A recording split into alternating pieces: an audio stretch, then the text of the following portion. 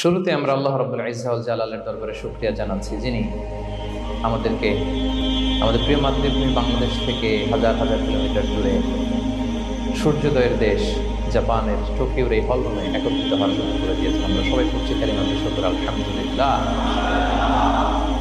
আল্লাহ তাআলা শুকরিয়া জ্ঞাপনের পাশাপাশি আপনারা যারা আজকের এই প্রোগ্রামে উপস্থিত হয়েছেন, আমি তাদের সবাইকে অন্তরের অন্তঃস্থল থেকে শুকরিয়া জানাই। আমি জানি যে তারা খুব ব্যস্ত, জাপানের সময়ের দাম অনেক বেশি, মানুষ অনেক পরিশ্রমী। এত ব্যস্ততা পেছনে রেখে আল কোরআনের দুর্বার আকর্ষণে কোরআন প্রেমী হয়ে কোরআনের কথা শুনবার জন্য, ইসলামের গাইডলাইনগুলো জানবার জন্য আপনারা সময় ব্যয় করে এসেছেন। আমি সবাইকে অন্তরের অন্তঃস্থল থেকে শুভেচ্ছা বহন করছেন, আমাদেরকে জানিয়ে দিয়েছে, ঠিক কিনা বলেন? আপনি যদি বিষ্ণু ইসা ইসলামের বায়োগ্রাফি একটু চেক করেন, দেখবেন যে কতটা অর্গানিক লাইফ বিষ্ণু ইসা ইসলাম লিড করেছেন। প্রকৃতির সাথে বিষ্ণু ইসা ইসলামের সম্পর্ক যে কতটা নিবিড় ছিল, আপনি শুনলে অবাক হবেন। ওনার শৈশবের দিকে যদি আমরা তাকাই, আমরা দেখবো যে তিনি মক্কায় জন্মেছেন ঠিকই, কিন্তু মক্কায় বড় হন, বড় হয়েছেন বনু সাদে।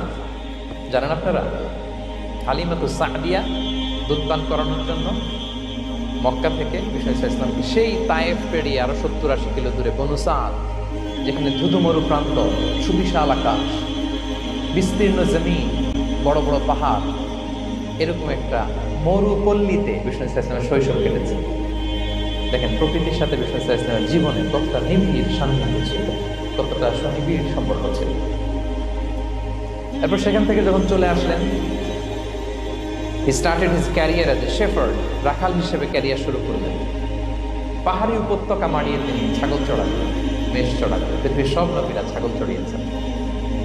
মরুভূমির রুক্ষ পরিবেশ মাড়িয়ে মরু ঝড় সাইমুনকে মোকাবেলা করে তিনি কাফেলা নিয়ে এদিক থেকে ওইদিকে যেতেন। 27টা যুদ্ধে সরাসরি নেতৃত্ব দিয়েছেন আল্লাহ। পাহাড়ে উঠতেন, মরুদ্যানে হাঁটতেন, খেজুরের বাগানে ঘুরতেন, তৃষ্ণা লাগলে কুয়া থেকে পানি তুলে খেতেন। এর চেয়ে অর্গানিক লাইফ আর হতে পারে ভাই? আওয়াজ করে বলেন, হতে পারে?